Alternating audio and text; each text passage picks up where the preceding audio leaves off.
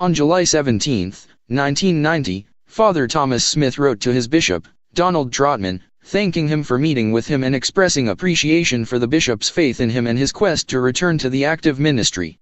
At the time, Smith, who had served at a number of churches in the Erie Diocese in northwestern Pennsylvania, was on leave of absence, his third such leave since being ordained as a Catholic priest in 1967.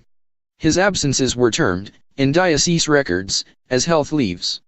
The reality, each of the leaves occurred after the church received reports that Smith had raped children, and the diocese responded by sending Smith to a church-run treatment facility, according to this week's Pennsylvania grand jury report on the Catholic child sex scandal.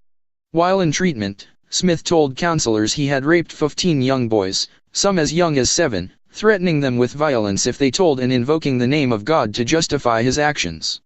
He first had been treated in 1984 and then again in 1986 and 1987. Counselors at the treatment facility reported to the diocese that Smith had a driven, compulsive and long-standing obsession with sexually assaulting children, according to the grand jury report. The counselors noted that Smith had continued to rape children even after his first stint in treatment. Smith was in treatment again when he met with Trautman and expressed his desire to return to a parish. In a letter previously, he had described his gifts and accomplishments in working with young people, the report noted. Trautman wrote in a memo that he was impressed with Smith's candor and sincerity and suggested he would wait another year and a half before considering a new assignment for the priest. In his note to Trautman, Smith expressed relief. "So why did I worry?" he wrote. Why indeed? Smith returned to the ministry and became active in a program called Isaiah 43. Isaiah 43 is a ministry for Catholic children. Yes, why did he worry? The church had his back. Smith's tale is not unique.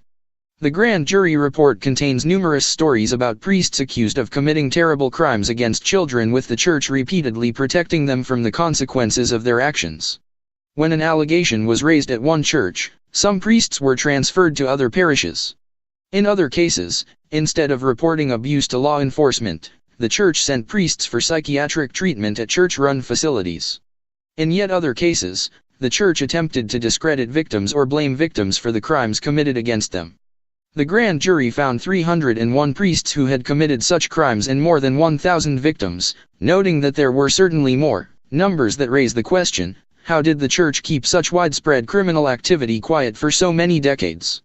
If you consider the culture of the Roman Catholic Church a culture of secrecy and deception embedded in its history, it's not surprising that it was able to keep a lid on widespread child abuse, said Kristen Hauser, Chief Public Affairs Officer with the Pennsylvania Coalition Against Rape. In that way, what the Catholic Church has done is not that much different than how Penn State responded to charges that former assistant football coach Jerry Sandusky had molested and raped numerous children. The initial impulse is to protect the institution, whether that institution is a church or a university or a football program, Hauser said. Both cases have an element of authority. Parishioners have absolute faith and trust in the leadership of the church, just as Penn State football fans had absolute loyalty and trust in Joe Paterno and the university's leadership. But in the case of the church, the men are God's representatives on earth, Hauser said. To question them is to question God.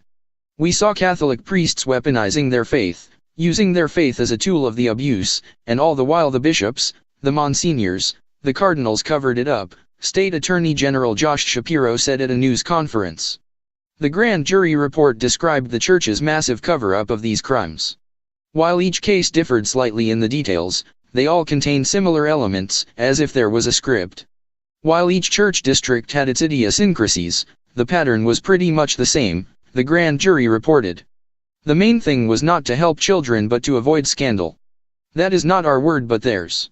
The FBI's National Center for the Analysis of Violent Crime, the division within the bureau that provides profiles of violent criminals, among other things reviewed much of the evidence the grand jury received and concluded that its analysis of the material revealed something akin to a playbook for concealing the truth.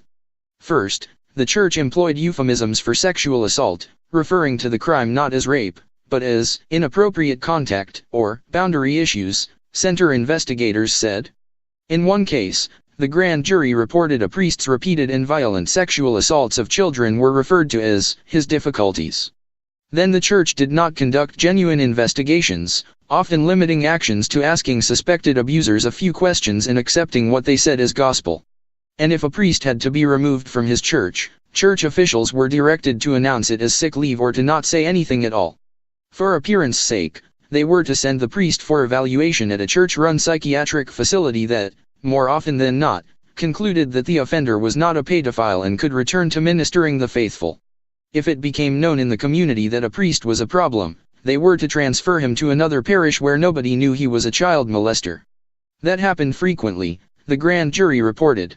One priest was transferred from Allentown to New Mexico and West Texas after accusations of abuse came to light. He was later arrested in Briscoe County, Texas, for molesting a boy, one of numerous victims he found in his new location. And, finally, church officials were told, "Don't call the cops. Handle it like a personnel matter, in-house," the grand jury reported. The grand jury told of several instances in which victims or their parents reported sexual abuse to local police or prosecutors. Few of those cases wound up being prosecuted. In one instance, a police officer wrote a letter to the church, suggesting that it do something about a certain priest before violence occurred. In another, Robert Masters, former Beaver County District Attorney, wrote a letter to the Bishop of Pittsburgh's diocese to report that he would not be investigating accusations against a priest, in order to prevent unfavorable publicity. And when all else fails, lie.